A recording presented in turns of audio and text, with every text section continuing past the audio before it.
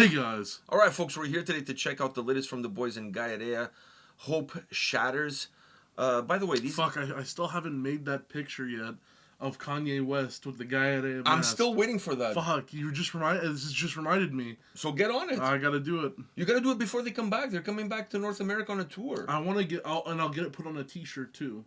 Like I'll make it a... That's kind of like, isn't that like bootleg? Yeah, like I'll go to t-shirt time. I know, but maybe the guys will not appreciate the bootleg. They'll appreciate it. I'll throw it on stage for one of them to wear. I don't think it's part of their gimmick though, I think. No, I don't think they're gonna do that. I don't think they're gonna wear that. That's for sure. But anyways, they're coming back to North America on a tour. I can't remember who they're touring with, but they're coming back to North America. Just check their social media information. All the dates will be there. They're coming back, and I'm looking forward to it because these guys absolutely kill it live. The incredible live band. So anyways, Hope Shatters. I believe there's also an album coming out, which would make sense. An album come out, North American tour. The two kind of piggyback off of one another. So anyhow, Hope Shatters. You ready? Yeah.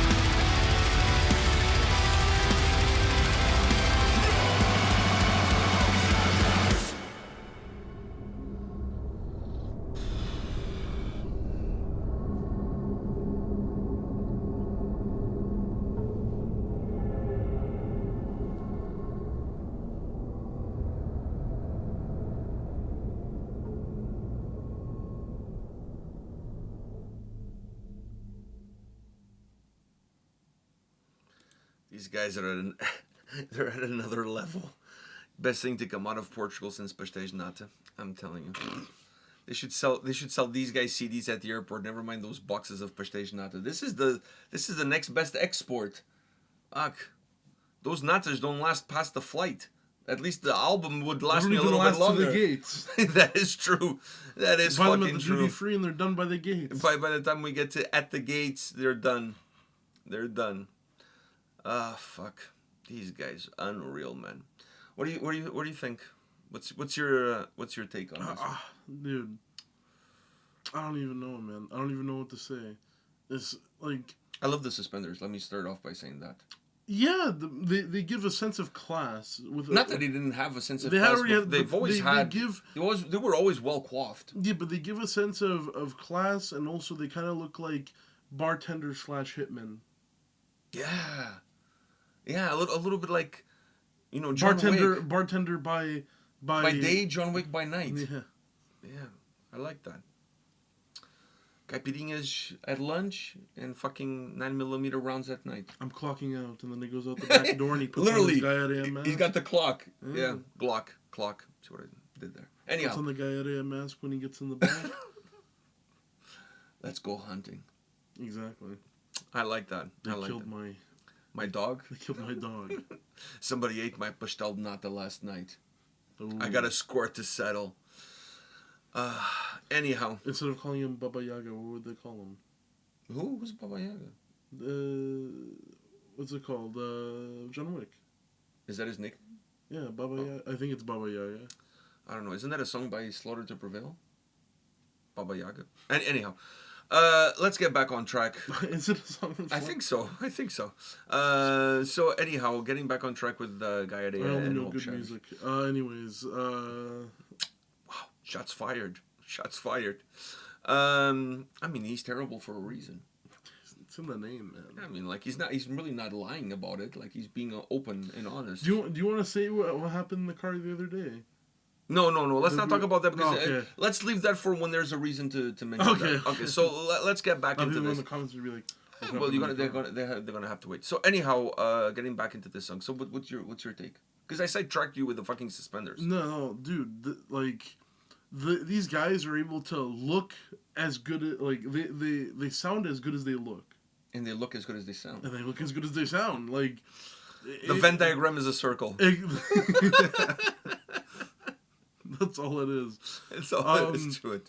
Dude, because whenever I think of not only Portuguese metal in general, but when I think of these guys, there's no borders for these guys. I know, but when I think they're at a level like. But when I think of bands from Canada and Portugal, why are both sides very lackluster sometimes? Like, obviously, there's been great Portuguese bands, and there are really good Canadian bands.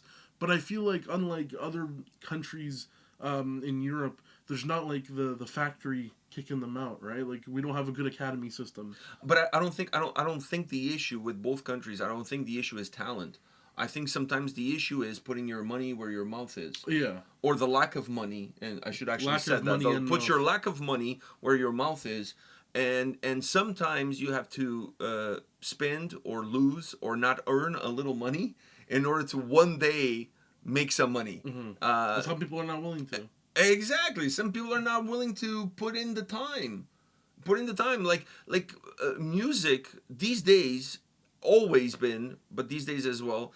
It's not like fucking Field of Dreams. Just because you build a band, it doesn't mean that the record deals will come. You know what I mean? Like there's more to it than just being talented. But these guys are incredibly talented. Yeah.